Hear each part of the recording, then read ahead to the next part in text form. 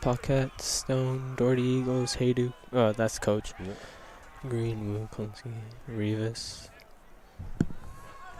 So Jacob, whenever you're ready. Okay, we're live. Good morning, everybody. Welcome to this webcast featuring McGill University wearing the dark jerseys against Waterloo wearing the white jerseys. We are at CUUC 2021. Second day, Division 1. It's the open division. So yesterday, first day of the tournament, we hosted Division 2 games, and some teams have qualified in the Division 1 in that last day of qualification. My name is Etienne Fournier. Will be your co-host today while we see a first turnover after McGill played a zone against Waterloo. Some body bumping to start the game off. So as I mentioned, my name is Etienne Fournier. I will co-host this game with what I would say the kindest person I've met today so far. But still, I've met a lot of people today, but the day is still very young, so you know what's going to happen. So Thomas Stanton. Good morning, Thomas. Good morning. Thanks for joining. Well, thanks for having me. It should be another fun, entertaining game today with Waterloo and McGill, two top teams in this Div 1 division. Just a great long pass by Waterloo, attacking the end zone. Waterloo started. Oh, what a great bid, great layout, but just slightly out of reach. Great effort. Looks like he might be calling an injury there. Maybe just a little shaken up after the big layout there. It's funny how you recover so much quickly when you catch a disc when you lay out. It's for some, I guess, very biological reasons, you just recover more quickly. Just feels so much better once you have that disc in your hand than watching it sit right in front of your face on the turf. Absolutely. So we are in Brampton, Ontario, just west of Toronto. Beautiful facilities hosting the CUUC 2021, so it's Canadian University Ultimate Championship 2021. Don't look for the 2020 result. That tournament didn't happen last year for the reasons we all know about and that we are tired of talking about also, at least as far as I'm concerned. So Waterloo back in possession. So weather-wise, looking at the cloudy day, not very warm, kind of windy. Wind going from the left-hand side of your screen to the right, so it's kind of a upwind, downwind kind of day. So in the meantime, Waterloo scoring their first point of the game. Their O-line securing the first point, so 1-0 for the white jerseys. So we've seen already, Thomas, some McGill playing some zone defense so far, so that's something we can expect to see, I guess, throughout the game and throughout the day. Yeah, with the wind today and with a little bit of rain earlier and possibly more coming later today, it's very smart for the McGill team to throw a zone, slow down the other teams, and they have the weather behind them to help them out as well. So that will be helping them shut down teams on defense. McGill already plays their second game of the day. So just before this one, they played against Ottawa, which which climbed up from Division 2 to Division 1 because yesterday they won against what was the team? It was Guelph, right? Yes. So they won against Guelph in order to get their ticket for the Division 1. So Ottawa faced McGill just about, the game ended like 20 minutes ago. And Ottawa won in a nail-biting tiebreaker game, which lots of action. So McGill trying to recover from this, I guess, heartbreaking loss against Ottawa.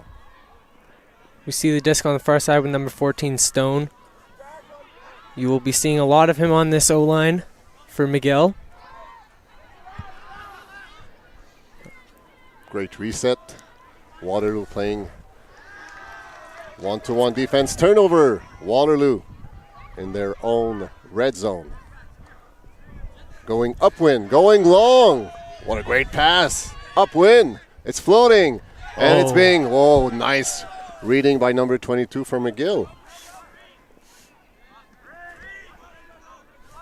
McGill back in control of the disc, but just a miscommunication between the two McGill players. So Waterloo back in possession.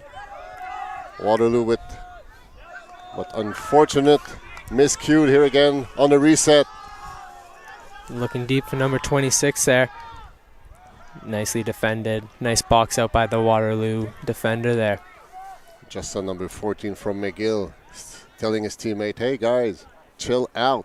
When we have possession, it's windy, it's rainy, it's bad weather. We need to take our time. And that's, I guess, the message that John Aduke shared after their loss against Ottawa. Hey guys, we had like so many opportunities to close this game, but we just missed out. So let's make sure we take good decisions. Let's be confident, but let's take good decisions. C39 there, Kalinske with the disc looking upfield. And McGill gets their first point. I believe that was number 48 on the reception there. It was a great disc movement. I just love the way that McGill went from the left-hand side of the field and just moved it like 4 passes later, just an open player, even though Waterloo defender made a great bid to try to lay it out on this disc, but it was just out of reach. It's just like ultimate one-on-one, clean execution, clean passes. That's what McGill will shoot to do today. Yeah, just dump and swing the disc, swing it all the way over to this far side, and then punch it in for that easy goal. Defenders get out of position, and it makes the game much easier for sure.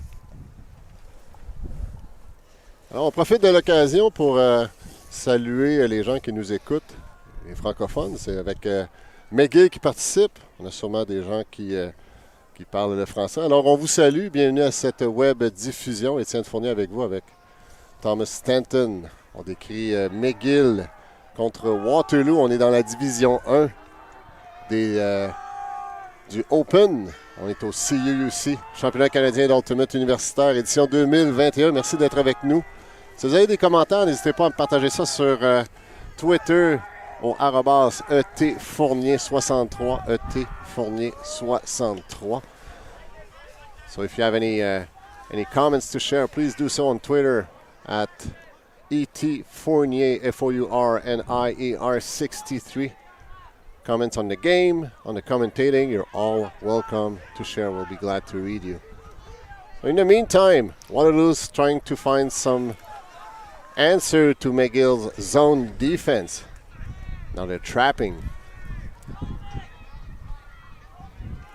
Quick give and goes from Waterloo.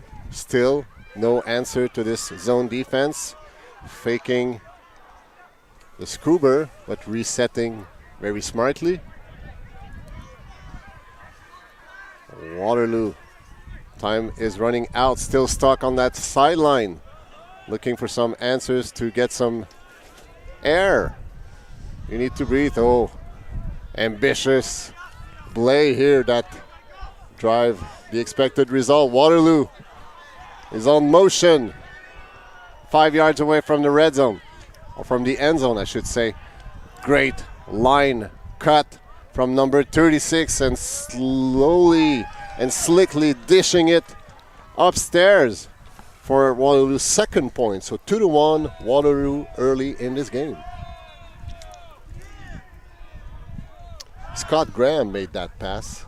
I just love the way he just like pass, run, and attack the up the line path to make himself, and he really, his defender just was put out of position. So great cutting effort by Scott Graham from Waterloo.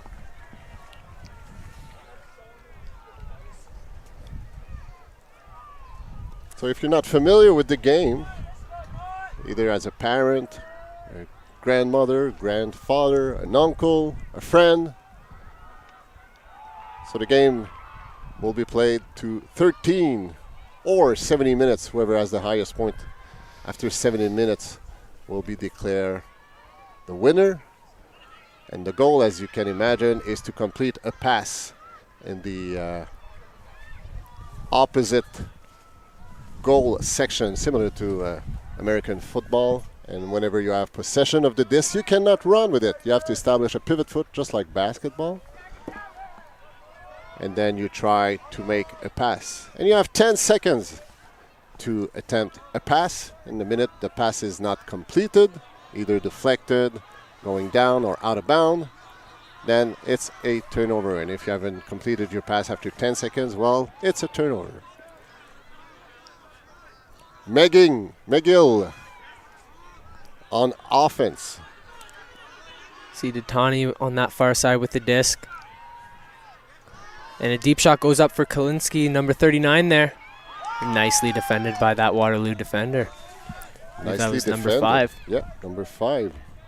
Nicely defended, but it was probably, it's Ben Clayton, but it looks from our perspective, probably it was out of bounds, but hey, when you're a defender, you don't take any chances. You just tipped it out, making sure there's no whatever greatest thing that's gonna happen. You just secure it. Yeah, better to be safe than sorry. Make sure that disc gets out. Make sure it gets down. Whatever you got to do, just don't let that offense get a chance to get that disc back. Waterloo looking for the first break point of the game in their own goal line, deep in their goal line. Looking to get out of there, to get some breathing room. Going long, it's out of bounds. Will that come back in? Oh, nice reading by the Waterloo target.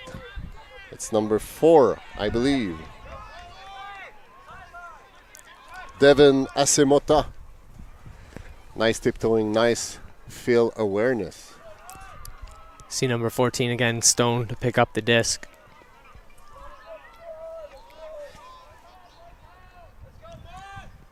Stone is leading McGill's offense. He's a key player on this roster. This moved up to number 66 on the far side, looking deep for Kalinski again, number 39 there. And he gets up for the sky. Great grab, number 39, Owen Kalinski with the sky. So we have a tie at 2 to kick off this game. And Tom, I'm pleasantly surprised with the level of ultimate we've seen so far this weekend. Like yesterday, the 2 games to go for the last game to qualify for Division 1. Those 2 games ended up in tiebreaker. There was Sherbrooke against Guelph, and there was UVic against Ottawa. I believe it was UVic versus Guelph first, and that went to Universe as well. You're right. And then Sherbrooke versus Ottawa, and that went to Universe to decide who would get to play for Div 1. And it ended up being Guelph and Ottawa. And just the previous game from McGill against Ottawa still went in a tiebreaker. Yes. And McGill was already qualified for Division 1, while Ottawa had to fight yesterday to qualify for Division 1. And still, they're overcoming a pre-qualified Division 1 team. So, I mean, parity is we're getting there. So it's good to see that the university program are just building up, and the sets of skills of the players, both women and men, really stepping up. And when it comes CUUC time, well, tons of action, even though today the weather is not the easiest weather to play ultimate into. Waterloo also played against the University of Manitoba on the far side there, and they lost by 1 point on Universe as well. So very close games here at the start of this tournament. Waterloo in motion, going long. And well cut, well ran by number 31, Alva Cheng. And the pass came from number 36, I believe, Scott Graham, who so far had a significant impact on this game output. Waterloo leading 3-2.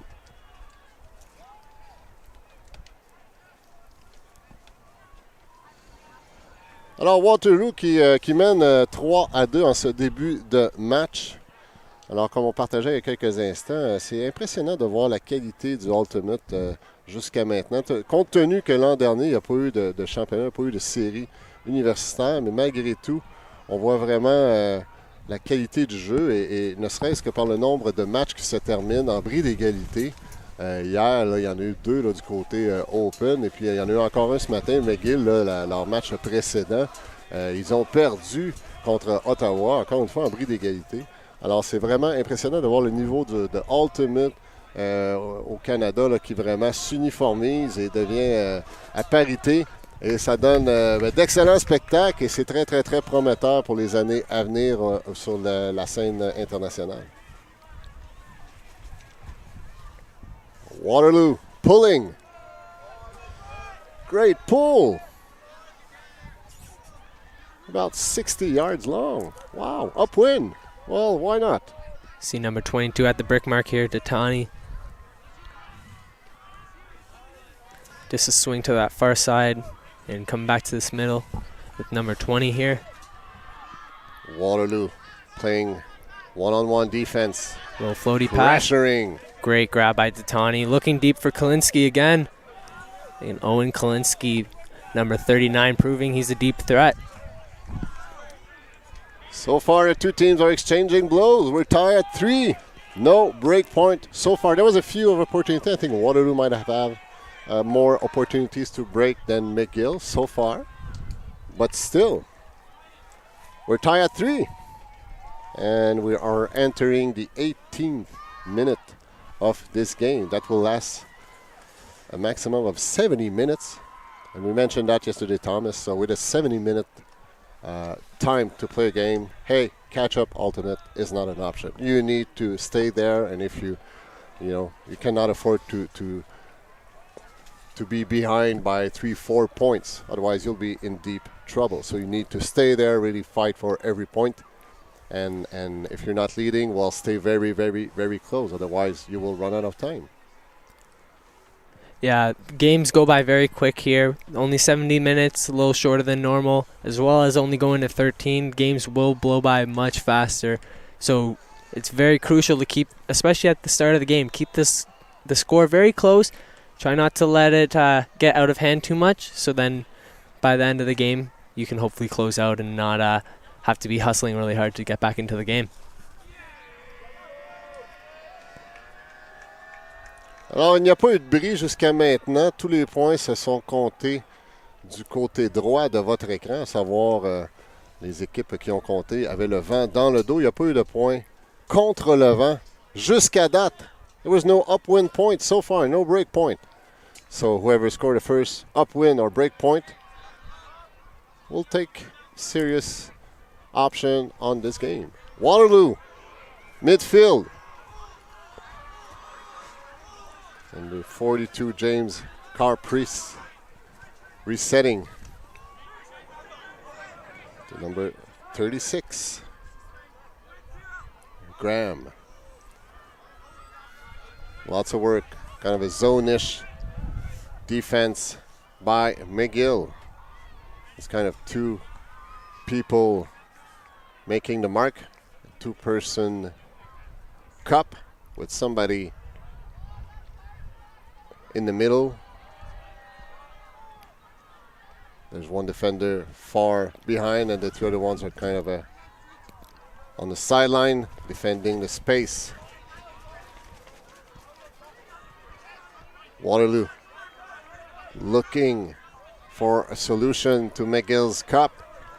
So far, McGill's cup has done the work, just to slow down the offense, forcing Waterloo to make many passes, many resets, and in this instance, losing some yardage. Waterloo was almost midfield. Now they are in their own red zone. Still, Waterloo being pretty safe with their passes. Nice bit by number 12, McGill, but a little too short. Going long. Will that be caught? No. Slightly, well, not slightly, kind of no option. Out of reach. Looked like the wind just caught that a bit and sailed it out the back of the end zone there. It was a great decision, but just the execution was just not as tight as it should be. So McGill with a break opportunity at their own goal line, 70 yards away from the first break point. See number 42 there, Tynan Peterson with the disc. Oh, just thrown behind his receiver there, number 14, Stone. Great D by number 36, Scott Graham. Graham just flicking it to his teammates, securing Waterloo's fourth point. Waterloo's leading by 143. Great little shimmy there by number 42 to lose his defender in the end zone there. And a great find by Scott Graham as well. So far we have seen McGill play zone defense. Waterloo have stayed with a man-to-man defense so far.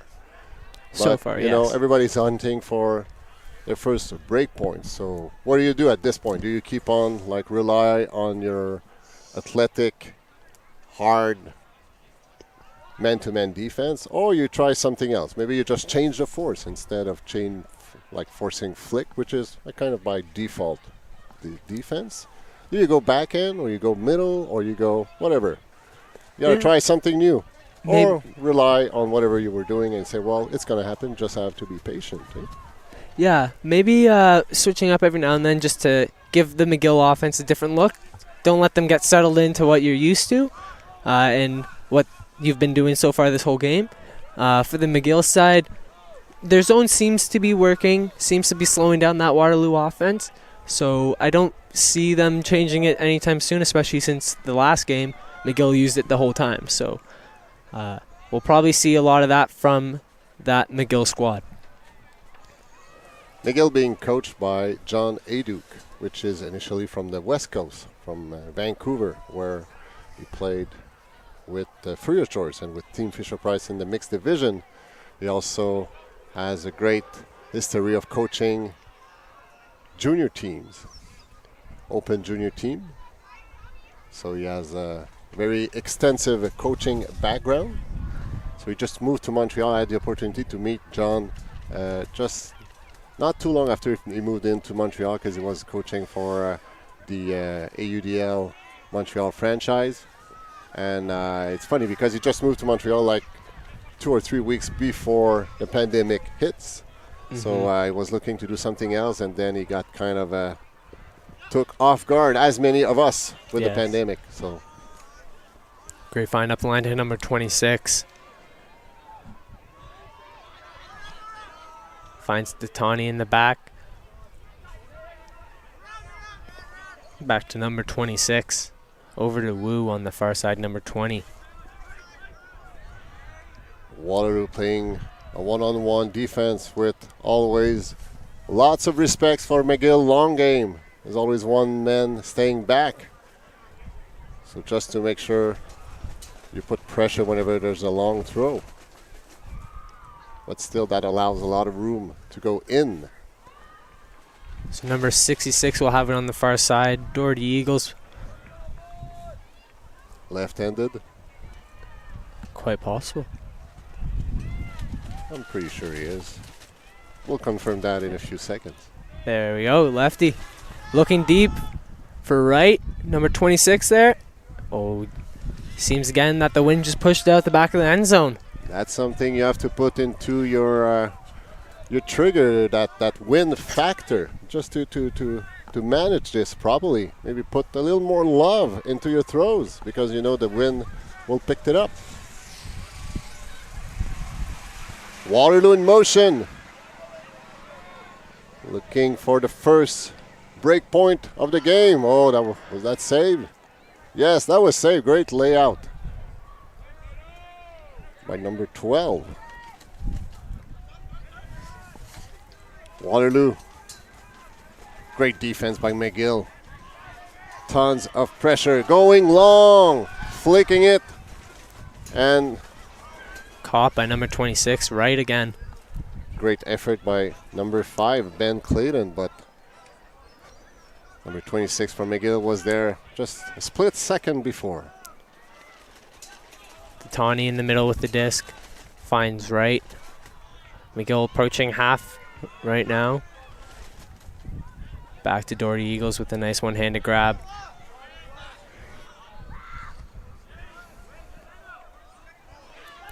And a nice poach block there by number 77. Matthew Goldbronson.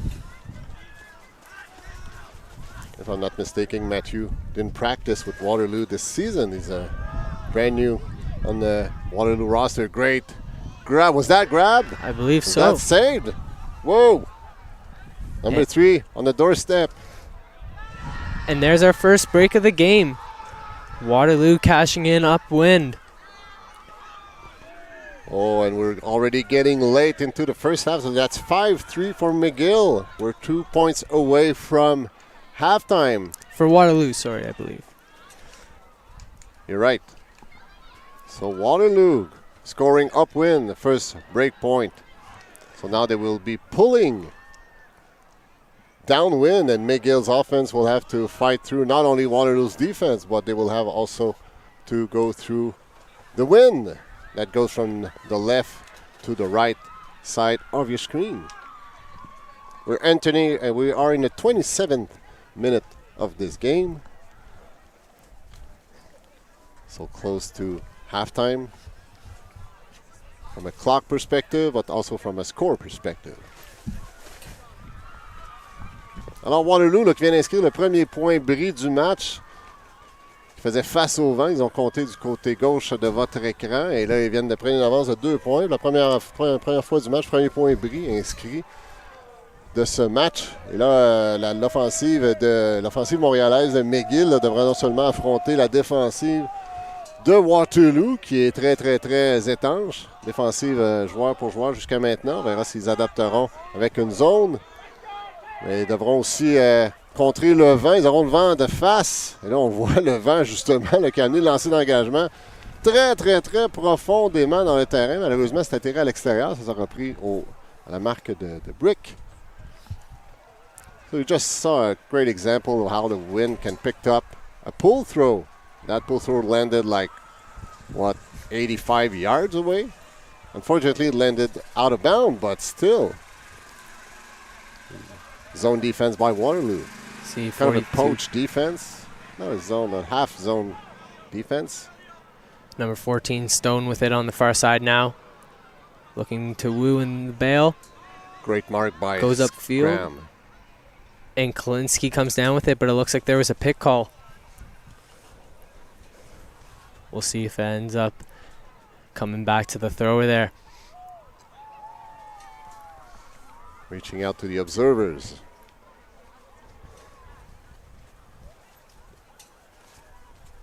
For those who are not familiar with the observers' rules, so they're not referees. They will be proactive call on the line to make sure the players are inbound or out of bound. But whenever there's a pick, there's a foul, or there's a stall call, the players have to self-referee. They have to figure it out amongst themselves, and if they cannot find a resolution, then they can reach out to the observers, who will make the final decision on the output of the situation. So in this instance, there was a pick call, so the player did not agree, so it will go back to the players after the observers have ruled. Nice around shot by number 14. And a nice poach D there by Waterloo again. Going downwind and looking for their second break. Waterloo in motion. Looking for the second break point of the game. It will be a second consecutive break point. If they score, there's a turnover. Unfortunate turnover, miscued. James Kerr-Price was the target. Could not get a hands on that. Too low of a pass. Wu to pick up. Nice inside shot. And it looks like there could be a foul call, but if not, it looked like a nice layout D by Scott Graham.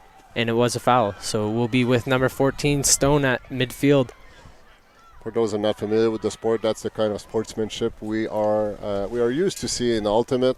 So Graham acknowledging that, yes, you had the disc in your hand after I tipped it out of your hand. So I'm acknowledging my foul, and the disc is yours. So great spirit by Graham. McGill in motion. Wu with it on this near side. Him and Stone doing a lot of give and goes. Little lefty pass by number 14. Just love it. See 77 with the disc. Looking for Wu. Finds number 20 there. Wu in the backfield. Finds Stone, number 14, on this near side.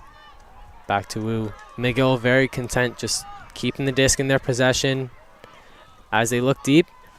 Caught by number 77, who finds number 48 in that upwind end zone, and McGill gets that point back. Waterloo still leading 5-4, but they have one break point on their side, which McGill is still looking for in that game. McGill going downwind now for this defensive point. Hopefully can get a turnover and be able to punch it in. It will be a lot harder for this Waterloo offense squad to have the wind in their face, as we see some gusts picking up right now.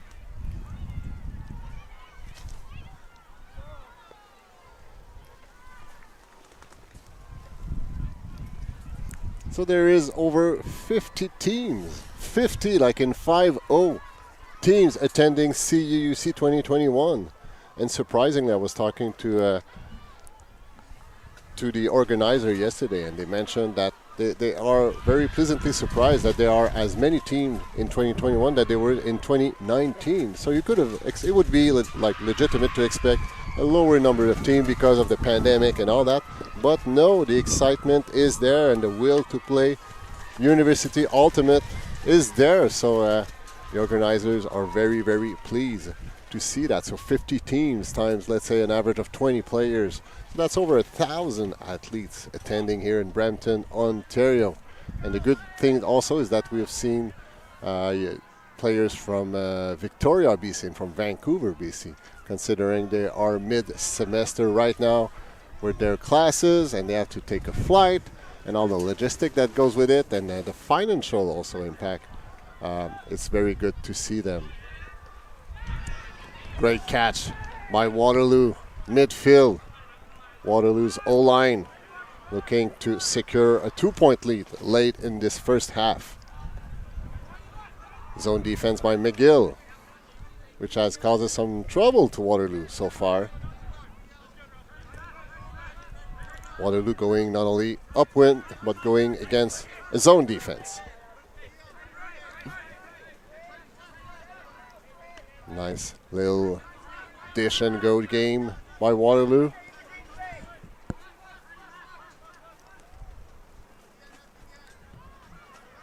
Waterloo very content to just make the nice, easy dump throws.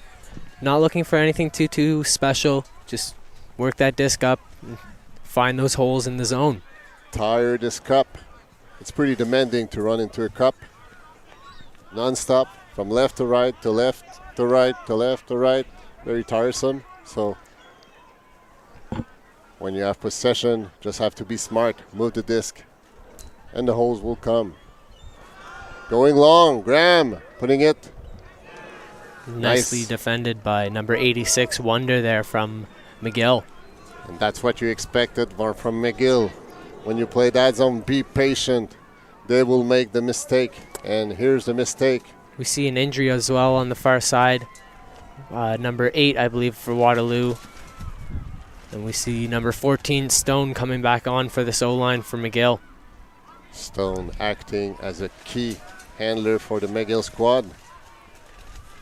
So McGill, D-line on the field, in possession of the disc, going downwind, hunting for the first break point. Maybe there's the opportunity they're looking for. Oh, great layout bit, but Nice grab. This was tipped in the air and recovered by number 99. Great concentration there by number 99 to not give up on the disc there. Anders Ty See is the 14 one who laid Stone. out.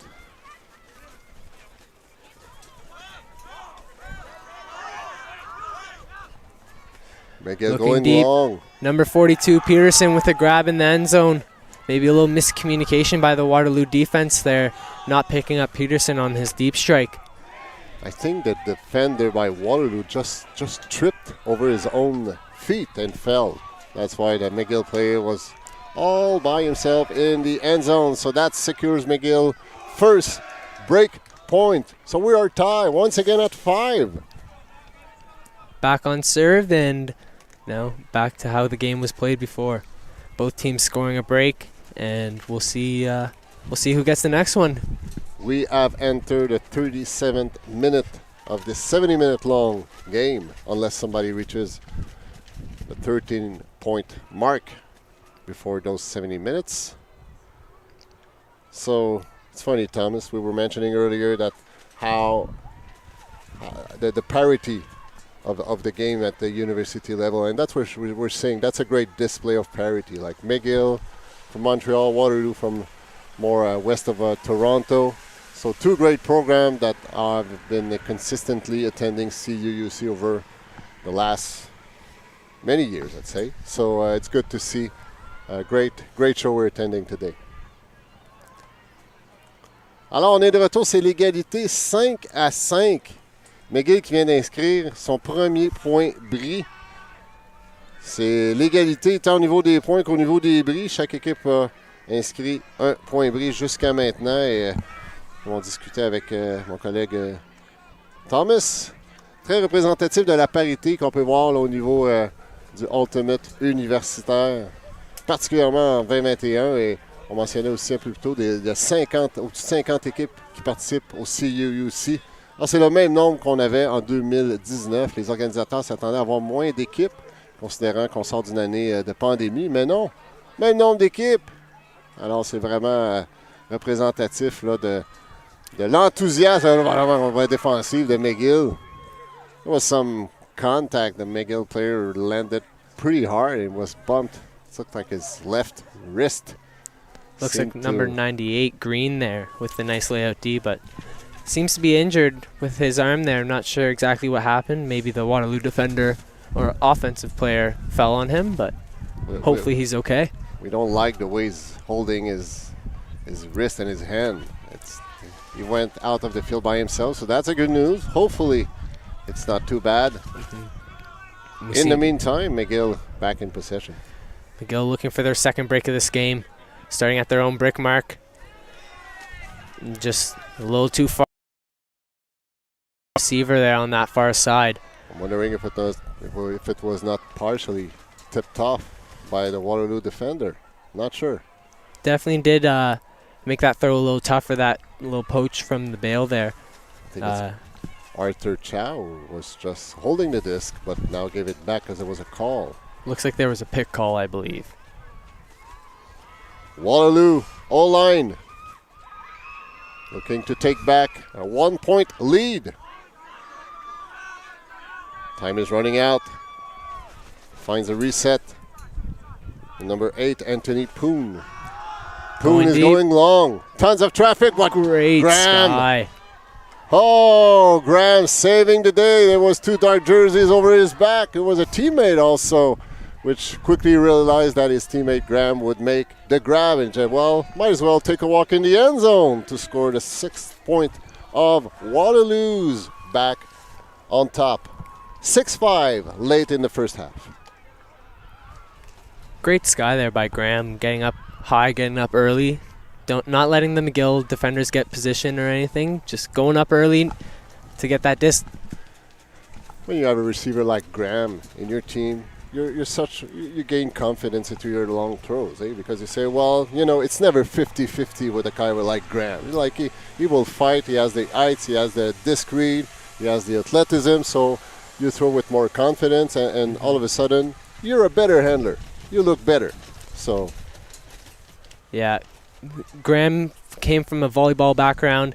We know he can jump. I've played with him back in my junior career, and he was a very, very big deep target for us. It was just, Scott, go deep, and you'll get that disc. He always went up for it, and he would make some really nice skies as well.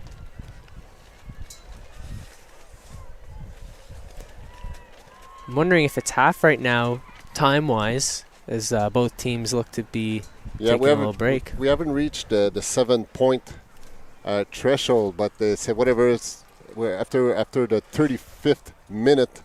If we're not at the 7-point threshold, then we will take a halftime. So that's what we're saying. So 6-5 for Waterloo. 1 break on each side. So we have a very, very well-fought game here. So thanks for joining. So as far as we're concerned, we're going to take a short break. We'll be back in a few minutes.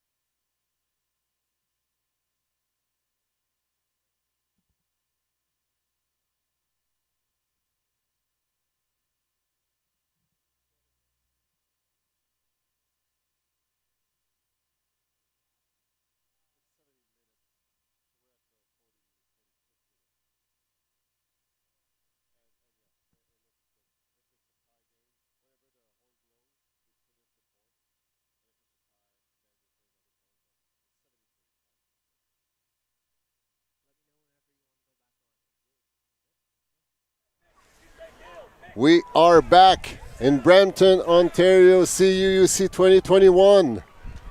Open Division, McGill in the dark jerseys playing against Waterloo. We're back from halftime break.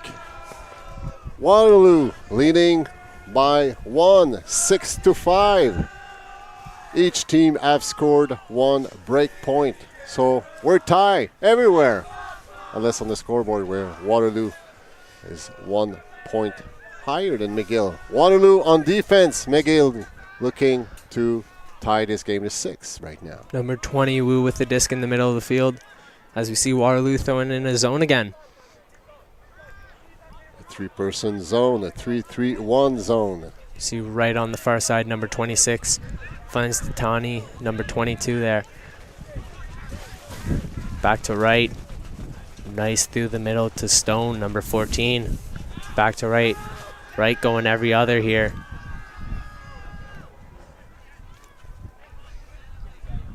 Titani now with the disc on that far side. Seems trapped on that far side. Finds right again, number 26. Waterloo transition to one-on-one defense. Scuba time. That was a little ambitious. Try a very, I don't know how to call it, maybe a creative decision? A little risky throw in this wind. It definitely did get caught by the wind there to help push it out the back. Maybe a little lower, or even a flick or a backhand over the top instead could have helped secure that goal for sure. I'm pretty sure John Aduke, McGill's coach, would have had other recommendation. No, there was some body contact, but no. It's an injury call. Looks like the disc is going to go back. One player there. Not sure the number, but.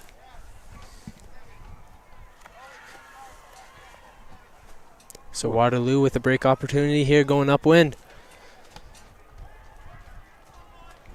Looking to get that 2-goal lead back. It's popped up and collected by number 14, Stone. He's tall. He does it all. Stone with the disc again. Finds number 22, Titani. Back to 14, Stone. Titani and Stone going back and forth every other. Great Waterloo defense, just containing McGill's offense. Wu with the disc now on this near side.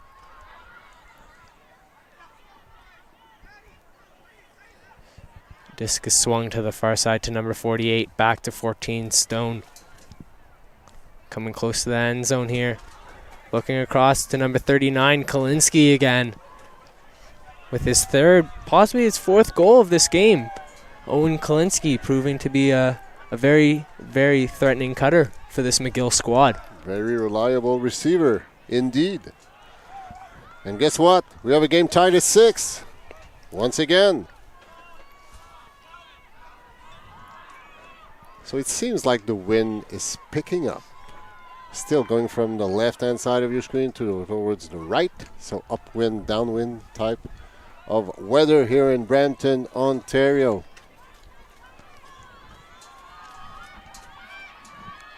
So for those who just joined us, CUUC 2021, Waterloo in white jerseys, McGill in the dark jerseys. My name is Etienne Fournier. I'm co-hosting this great ultimate game with a very internationally renowned player and commentator now, Thomas Stanton. Thanks again for joining, Thomas. So if you have any feedback to share on the game, some observation, either on the games or on the commentating, you're welcome to do so on Twitter at ETFournier, Fournier 63. We'll be glad to read you. Thanks for being with us. Either you're for family, friends, or just fan of the sport, a fan of your university. Welcome. 49 minutes have been played in this game that has a time cap of 70 minutes. McGill pulls, landing out of bounds. Waterloo at the brick mark. Graham with the disc. McGill very content to keep their zone look. Not really looking to change anything up on this defensive end. Slowing down this Waterloo offense with their zone. Graham and Chow exchanging the disc. Staying off the sideline. Great fake by Graham. Hold it back. Resetting to Chow.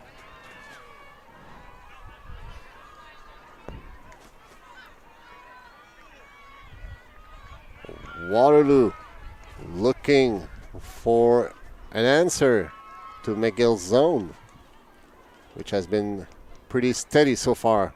They started that point on the brick mark, and they're just a few. They're going back and forth to the brick mark. First time they're actually crossing the brick mark point. And miscued by Graham, putting the disc out of bound. So McGill in a great position to score their second break point. They've already more than midfield. McGill looking for their first lead of this game.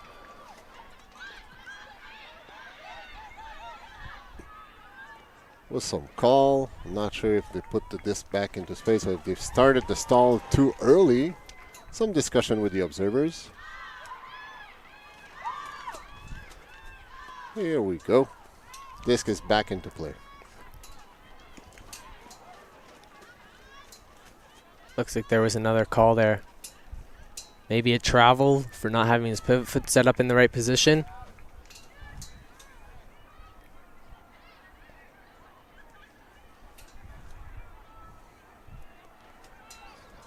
Observers ensuring everybody understands the rule.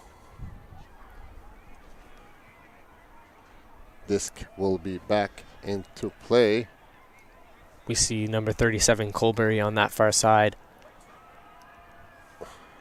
Nice up the line shot to number 99 there. Shooting deep and nicely defended by number 36 Scott Graham. We just saw his volleyball background.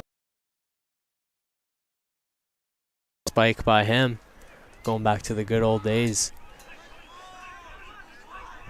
Well, I would love Scott Graham on my ultimate team, but I would love him on my volleyball team also. Pretty sure he's a pretty good hanging ball disc. smacker. Nicely defended by the McGill player, number 14 there, Stone boxing out Graham.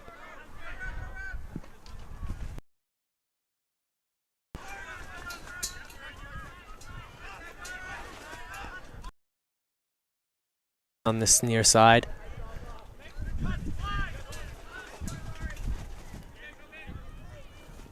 It gives Waterloo another chance to score. I guess McGill players really wanted to have a low release on that throw to make sure it's not being picked up by the wind, but the problem is it was a low release, but it to be caught. Waterloo, O-line, struggling. Now having to fight against a person-to-person defense, but a turnover miscued again. Nice deep.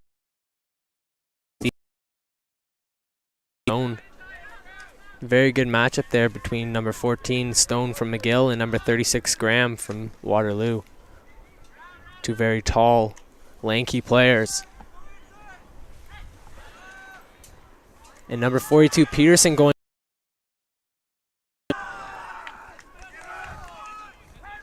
McGill taking the lead for the first time of the game with the first break point of the second half. Second break point by McGill in this game. It's now 7-6. McGill ahead of Waterloo. That point was, I believe, the longest point we've seen so far in this game. Yeah, definitely the longest point we've seen and the most turnovers we've seen. We've seen both teams be very calm on offense and maybe this past point being a little more rushed on offense and not being able to make those easy throws.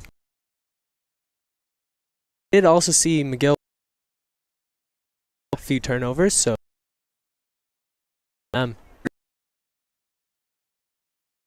point against their O-line, which they have struggled. We saw like Graham and I believe it's Chains, like they were looking for option pressure on them, and you know, mistake will happen, especially in those windy conditions. squad. Dump and swing the disc, not just only use that far side. That last point, it seemed like the disc stayed on that far side when Waterloo had possession. Maybe if they could swing it over to this near side, that would be great. Coming back from a Waterloo timeout, McGill. 7-6, they just scored their second break point of the game. 55 minutes have been played out of 70. So McGill will do the pull throw, and they will have to defend with, I can call an 8th defender, let's call it this way, with the wind at their back. So Waterloo will have to fight not only against McGill's defense, but also going upwind. Yeah, definitely going to be a tougher job for this one. And most likely facing a McGill zone for this defensive set. Pressure is on Waterloo. They cannot allow to have a second break point this late in the game. Less than 15 minutes remain on the clock. Trailing by 1, but most importantly, they just got broken. Looks like McGill will be falling back into their zone again. You see how important the pull throw is. So if you had put that throw inside, maybe you would have given 10, 12 more yards for Waterloo's offense to figure out. But still, McGill zone defense is doing a pretty good job so far at containing Waterloo's handlers, who are losing yardage so far. So two-person cup with some poaching just back of it, trying to trap the handlers on the sideline, forcing slight reset, not much yardage, but Waterloo's getting some momentum. Make fence to person defense. Resetting the number 17, Raymond, who looking for a reset himself. Looking for an answer, have to throw it long. Time was running out. Disc is floating. Oh, number 3 was just running by, but it could not handle that disc. Lawrence Mack. So McGill's back. McGill content to go back into their man. Oh, they're switching to their man-to-man set now.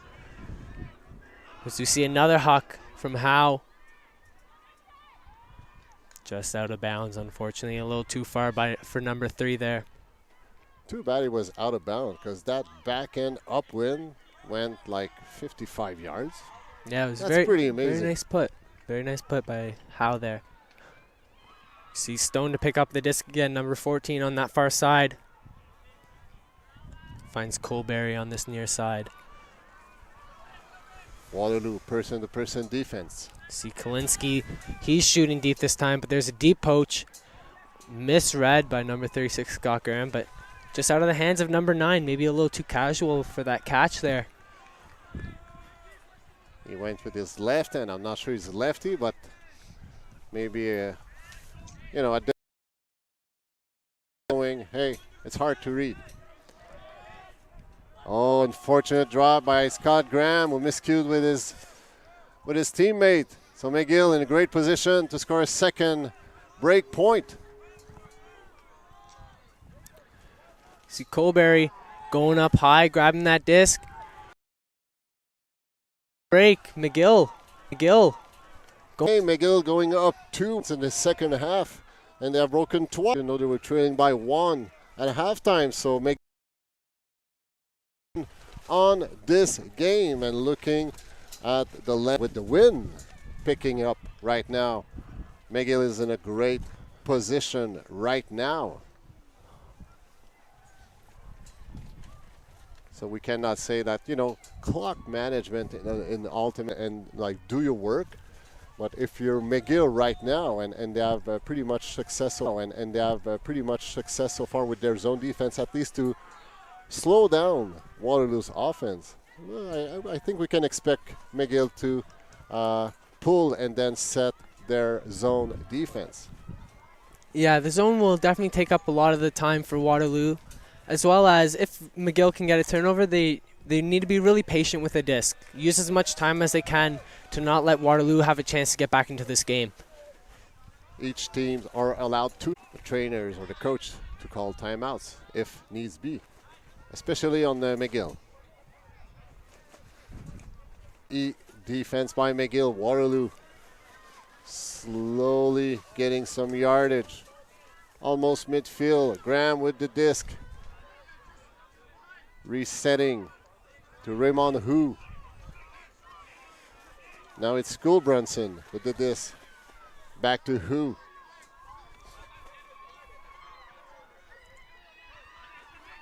McGill doing a great job at controlling. Waterloo in control, but staying steady. They have the win at their back. McGill doing a very good job shutting down the cutters, coming downfield, trying to crash the cup. Not giving Waterloo handlers any options downfield, just making them have to swing that disc over and over and over, which does eat away at the clock here.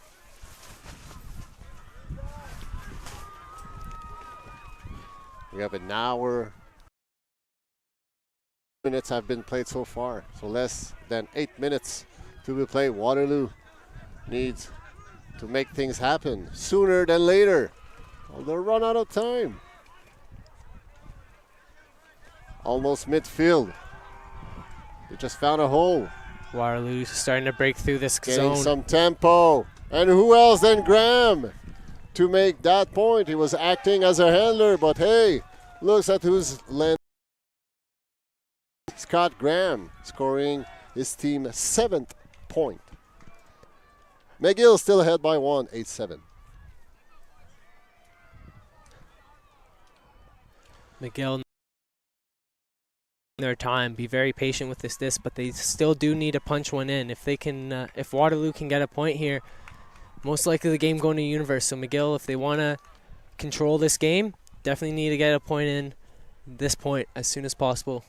Alors McGill qui a inscrit 2 points bris dans cette deuxième mi-temps, qui s'était forgé une avance de 8-6. Là, avec le point de Waterloo, McGill a seulement une avance de 1 point, mais c'est la ligne offensive. Là, il reste environ moins de 7 minutes, là, je dirais même plus 6 minutes de match. Alors McGill là, qui est en bonne position pour l'instant, mais ils ne peuvent laisser aller. On verra peut-être la gestion de fin de match. Est-ce qu'on aura des temps d'arrêt d'appeler par l'entraîneur et Duke? Quelques instants en attendant Waterloo avec le lancer d'engagement du côté droit portant les chandails blancs. Waterloo. Great pull infield. Now we see a Waterloo zone hoping to shut down these McGill handlers. We see 26 right on this near side with the disc. And a nice focus grab by Detani there after being deflected by number 88 with the foot block. Wu with it now at his own brick to the far side to number 66, Doherty Eagles. Detani now with the disc. Back to right. To the far side. Back to Detani, to Wu. And we see Waterloo calling for man, but doesn't seem to be like they're switching back into the man. As here now they start to melt. Doherty Eagles goes hammer over top. Maybe a little too much on that throw, or too little on that throw. So Waterloo with a break opportunity to tie this game. Time is running out. Oh, that was a very low pass. Was that caught before it touched the ground, or was that, I think we're saying it was a stall down. The observers are there. I think we're challenging that the disc touched the ground before it was caught. So the two observers are gathering to see who has the best perspective. From our end, it's pretty hard to say. And it looks like it's called down, so McGill gets that disc back. Very unfortunate for this Waterloo team as they needed a break there. Wu to pick up. Finds Detani on the far side. Waterloo playing one-on-one defense. Very good handler defense there. Doherty Eagles, the lefty with the disc. Finds Kalinski, number 39 there. In the red zone. Doherty Eagles shooting for the end zone to Wright. And Wright makes the grab, number 26 in the back corner of the end zone. May have just put that game away. McGill up 2. A little over 3 minutes to be played. McGill leading 9-7. Will be pulling. So pressure is on Waterloo's offense. They need to score, and they need to score to tie the break before, or at least they need to score right now, very quickly before we hear the horn. Otherwise, the minute we hear the horn, we just finish the point that's ongoing. If the output of that point makes it a tie game, then we will play another one. So Waterloo needs to score before the horn in order to potentially get to another point where they will need to score in order to tie the game and then play another one. So we might be there for a few minutes still. Yeah, Waterloo definitely needing to score within this 3-minute time frame before the horn. And if so, they'll have more important points to get back after the horn goes. But first, they need to focus on this point here and make sure they keep possession of the disc. But at the same time, they need to work their way down the field so they can get a point nice and easy.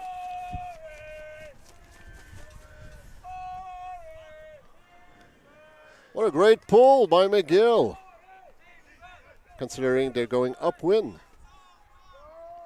And McGill back into their zone again. Waterloo finding some holes, going long. That's what they need to do. Is that inbound? Was that caught inbound? There it is. Yes, it is. So it is not over. Waterloo trailing only by 1. And there's a minute and a half remaining before we hear the horn.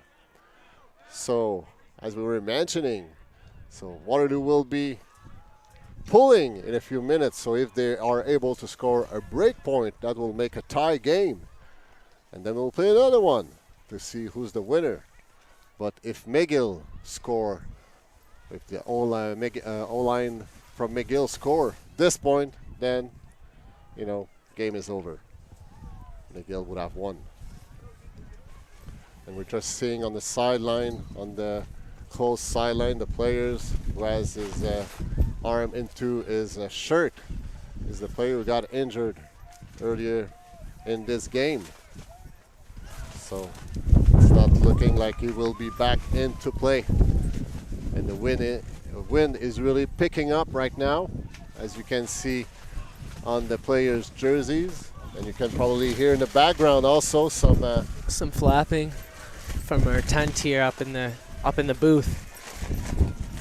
Definitely will need to be fixed after.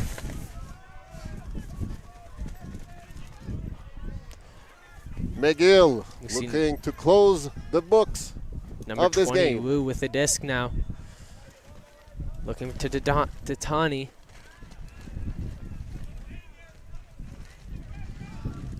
Goes around to number 26, Wright. Wright looking for Kalinski, number 39 there. Almost at half. And there's the horn. So Waterloo needs to score this point. Waterloo, man-to-man defense.